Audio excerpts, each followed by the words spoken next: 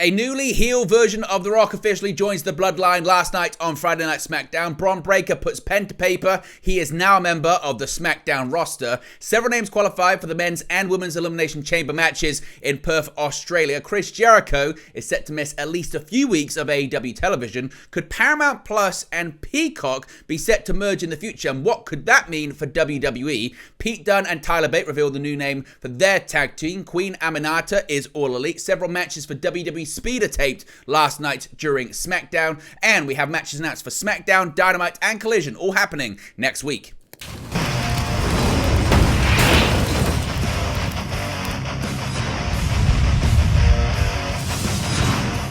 Hey guys, welcome back to Wrestling News 365. Hope everyone is doing very well. As always, there are plenty of news stories to get into in the world of professional wrestling. Let's start off talking about the great one himself, The Rock, a newly heel version of The Rock, a mixture of the Hollywood Rock, the corporate champion, an amalgamation of everything. The Rock is officially a heel, and he's officially a member of the Bloodline after his appearance last night on SmackDown. On SmackDown last night, there was an appearance from The Rock as he officially joined the Bloodline against Cody Rhodes at WrestleMania. Now, Roman Reigns was first to come out alongside Solo Sikoa, Jimmy Uso, and Paul Heyman as he addressed the crowd in advance of his cousin coming out, reminding fans to pay careful attention. There wouldn't be any words wasted as everything that the Bloodline and The Rock does is calculated, said Reigns before the recognizable music fans were waiting for played. Back in full heel Rock mode, not only was Dwayne Johnson in full Versace attire and chain necklaces, he immediately went hard for the crowd. Amongst other insults, he called the Salt Lake City, Utah crowd inbred, poked fun at the Utah Jazz, and told someone he would slap the herpes off their mouth. He told the crowd that they've brought out a side of The Rock that hasn't been seen in a long time, but it's been inside of him all along. He explained that fans had the biggest WrestleMania 14 main event ever in The Rock versus Roman Reigns, and they lost it because of their fixation on Cody Rhodes and his stupid story. He called the crowd spoiled, entitled little crybaby bitches, and said that's why they don't understand that Cody doesn't deserve another shot at Roman Reigns at WrestleMania 40. However, The Rock noted and emphasized that he would do everything in his power to ensure that in the end, Cody Rhodes would still lose at WrestleMania 40. Ending the segment, The Rock told the crowd they lost the privilege to say his catchphrase along with him and paused to tell them to shut up before finishing with a new twist on the classic line. The Rock said, "If you smell what the Bloodline is cooking," before posing with the rest of his family in the squared circle. What did you think of the newly heel version of The Rock? What did you think of the promo? What do you think the plans are for WrestleMania? Where do you think this one is going? Let me know your thoughts or reaction to it in the comment section below. Now, Braun Breaker, he's been trying to decide for several weeks which main roster brand he's going to sign with, and now we have an answer. After weeks of speculation, Braun Breaker has officially taken his talents to SmackDown. It's been quite a week for Braun Breaker, of course. On Tuesday, he and Baron Corbin became the brand new NXT Tag Team Champions. Then on Friday, moments before the main event, Nick Aldis came out to announce the newest member of the SmackDown roster, and Breaker came out and signed his contract. Prior to the show, it had been reported that Breaker would be having his debut main roster singles match next week on SmackDown. We'll get to that a bit later on. Now, there was a backstage segment in the show as well, which saw the SmackDown general manager Nick Aldis trying to tie down both Braun Breaker and Jade Cargill to SmackDown contracts. We know he was successful when it comes to Breaker. Cargill, we still don't know. Now, Breaker made his official main roster debut during the 2024 Men's Royal Rumble match, replacing Brock Lesnar after the Beast Incarnate was removed from WWE's creative plans following the explosive Janelle Grant lawsuit against WWE, Vince McMahon, and John Laurinaitis. Since that match, Aldis has been actively trying to recruit Breaker. Raw General Manager Adam Pearce also made an attempt to get the former two-time NXT champion to sign on with the Red brand, but Breaker ultimately made the decision to wrestle for Aldis on Friday nights. Although signed Breaker with SmackDown, he still could retain his newly won tag team titles. We didn't see Braun Breaker's tag team partner Baron Corbin SmackDown on Friday nights. What happens with them, we'll have to wait and see. Now, the Elimination Chamber is coming up, and we now know the fields for the majority of the matches. Friday's edition of SmackDown saw several superstars lock up for the potentially career-changing opportunity to enter their respective Elimination Chamber matches in Perth, Australia. After several hard-hitting matches and plenty of near falls, the lineup of wrestlers expected to walk through the door of the sadistic Elimination Chamber has become much clearer. Kevin Owens secured his spot in the Elimination Chamber match after overcoming Dominic Mysterio in the opening contest. After a miscommunication between Mysterio and R-Truth, Owens landed a pop-up powerbomb on Mysterio for the victory. Owens has wrestled one Elimination Chamber match before, where he scored a single elimination. He will fight the likes of Drew McIntyre, Randy Orton, LA Knight, and Bobby Lashley next Saturday, and if he intends to compete against Seth freaking Rollins for the World Heavyweight Championship at WrestleMania 40, Owens will need to keep fighting. Meanwhile, Perth will spend next Saturday running on Tiffy time as Tiffany Stratton stole a victory from Zelina Vega. Interference from Elektra Lopez of Legado del Fantasma allowed Stratton to land a prettiest moonsault ever. Friday marked 2 weeks since Stratton officially joined the SmackDown roster, and after coming out of her contest with Vega with a victory, the undefeated young star has everything to prove inside her first Elimination Chamber match. Now, when it comes to the final men's qualifying match on the show, all eyes were certainly on Logan Paul as he faced off against The Miz. The Miz fought valiantly against his former teammate, and while he did stop Paul's classic brass knuckle trick in its tracks, he ultimately lost to the United States champion. Paul snatched up the last spot in the match and is looking to not only conquer the Elimination Chamber, but to compete against Seth Rollins to become a double champion at WrestleMania.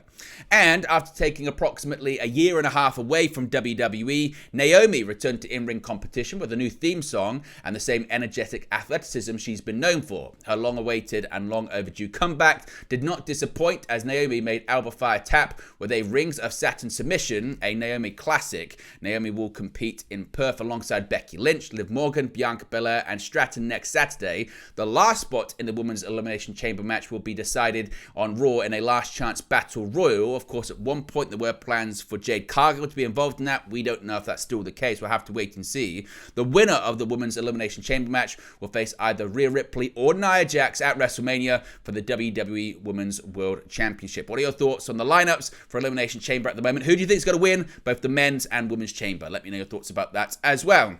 Now let's talk about AEW. Let's talk about Chris Jericho, because he's reportedly set to miss some weeks of AEW television. A new report has revealed the former AEW World Champion Chris Jericho is set to miss at least a couple of weeks. On the February 7th edition of AEW Dynamite, Konosuke Takeshita defeated Chris Jericho with the Legends Walls of Jericho submission hold. This has led some fans to wonder and speculate what is next for the former AEW World Champion.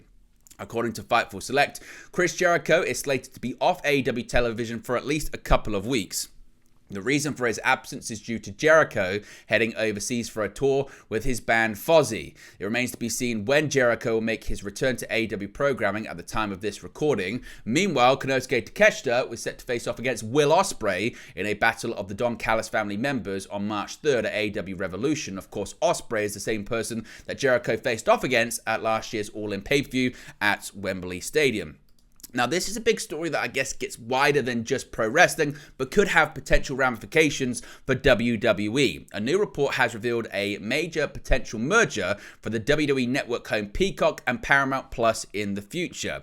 There has already been a lot of discussion about the broadcast partners and homes for WWE in 2024 and 2025, following the huge announcement that the company signed a $5 billion deal to bring Raw to Netflix. Now, despite the WWE's tape library being available on Netflix outside of the US, the content will remain on the Peacock app until at least 2026, when the company's deal with the streaming service expires. Now, in a new report from the Wall Street Journal, Paramount and Comcast recently had discussions about joining forces in the streaming service landscape by way of a partnership or joint venture. Now, the potential partnership would see Peacock merging with the Paramount Plus app as a joint entity. This would result in major cost savings from programming and marketing perspectives.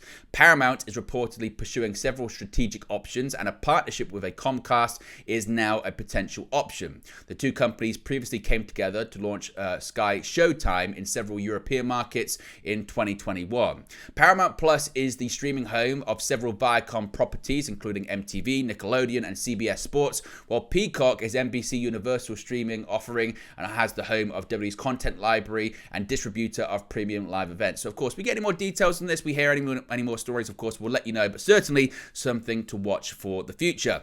Now, going back to SmackDown last night, we have a team name for Tyler Bate and Pete Dunne. Now, in a backstage segment on last night's SmackDown, the reunited pair of Tyler Bate and Pete Dunne revealed a new name before they challenged for the undisputed WWE Tag Team Championships. During an interview, Tyler Bate said that since the reunited pair had come back together for a fresh start, they deserved also a brand new name. Bate said he had been thinking of ideas and floated the moniker New Catch Republic, and Dunne looked content with the choice. The New Catch Republic's interview, however, was interrupted by Dominic Mysterio, who was walking by. The segment ended hilariously, with Dunne telling Mysterio, "Do one Muppet," as the Judgment Day member stepped away. Of course, New Catch Republic recently earned a tag team championship opportunity against the Judgment Day's Finn Balor and Damian Priest at Elimination Chamber in Perth on February 24. So what are your thoughts on that tag team name as well? Now, we kind of already knew this, but this is how these kind of All Elite announcements go. During the airing of last night's AEW Rampage, a brand new AEW signing was officially confirmed on social media. After a string of exciting matches, finally an official confirmation that a popular new star is officially All Elite. Taking to Twitter while AEW Rampage was still on the air to make the big announcement, Tony Khan wrote, quote, "Congratulations to Queen Aminata. She won her first ever AEW match tonight, and now it's official. Queen Aminata is All Elite. Thank you to all who are watching Friday night's AEW Rampage right now on TNT. So she is now officially All Elite. Now, this announcement came during the WrestleMania kickoff press conference that WWE Speed was coming to X. And at last night's SmackDown tapings, there were a pair of matches filmed for the newly announced show WWE Speed. Now, previously confirmed as a series featuring short matches that will specifically air on the social media platform X, formerly known as Twitter, filming for WWE Speed has continued. Ahead of last night's SmackDown, WWE Speed matches were held, first being Cedric Alexander taking on Dragon Lee. In the second WWE Speed branded match filmed, it was Cameron Grimes taking on Odyssey Jones. Now, those were both taped before last night's February 16 SmackDown, but it's unknown whether they'll actually air, as a start date for Speed is yet to be confirmed other than sometime in the spring. Now, there had been WWE Speed matches taped multiple weeks ago, but again, it's unclear if they will actually air on the show or if they were just testing the concept at that point. We'll have to wait and see, but certainly more matches were taped last night. Now, SmackDown next week is going to be a show that was taped last night, of course, as they'll be actually in Australia by that point. After a heated backstage argument, a major singles match will go down next week, as Drew McIntyre will face LA Knight just days before both men compete in the men's Elimination Chamber match. Also, just 1 week after officially signing with the Blue Brand, Braun Breaker will make his in-ring debut for SmackDown. Breaker's opponent is currently unknown. Furthermore, 2 big tag team matches will go down. One match will pit the Street Profits against the Authors of Pain, while the New Catch Republic will take on the Judgment Day's Dominic Mysterio and JD McDonough. So that's announced for SmackDown next week. Speaking of next week's shows, Dynamite will be taking place on Wednesday as always, and Toni Storm and Deonna Purrazzo will both be in action on Wednesday, February 21st, as Toni Storm and Deonna Purrazzo prepare for their AEW Women's World Championship showdown at AEW Revolution. Both women are now set for action on the Wednesday, February 21st episode of AEW Dynamite. The matches were announced during the February 16 AEW Rampage, and although the opposition has not been announced for either competitor as of yet, with tensions running high, each woman is looking to prove something to the other ahead of their big match at Revolution. And finally, when it comes to shows next week, of course, we don't have an episode of AEW Collision tonight due to the NBA All-Star Weekend, but Bryan Danielson next week will take on one of Eddie Kingston's heroes, even though there will be no AEW Saturday Collision on February 17, that's today, due to the NBA All-Star Weekend. The lineup is already heating up for the February 24th episode. During the February 16 AEW Rampage, it was announced that Bryan Danielson would take on Yun Akiyama. Not only is this an international dream match, but Danielson will certainly be looking to send a message to Eddie Kingston by taking out one of his inspirations. Of course, Danielson is scheduled to face Kingston for the Continental Crown Championship at AEW Revolution on March 3rd. Also, both Serena Deeb and Thunder Rosa will be in action. Their respective opponents haven't been named right now. But there you go, guys. This latest pro wrestling news for you. Be sure to smash a like on the like button. Be sure to subscribe, bottom right hand corner. As always, let me know your thoughts in the comment section below, and I'll speak to you again very, very soon. Hey guys, thank you for watching, listening, streaming, or however you come across this video today. Be sure to click on the video on the right there to watch our next video, or click the bottom there to subscribe, or the bottom right hand corner. Thank you very much, and I'll speak to you again very soon.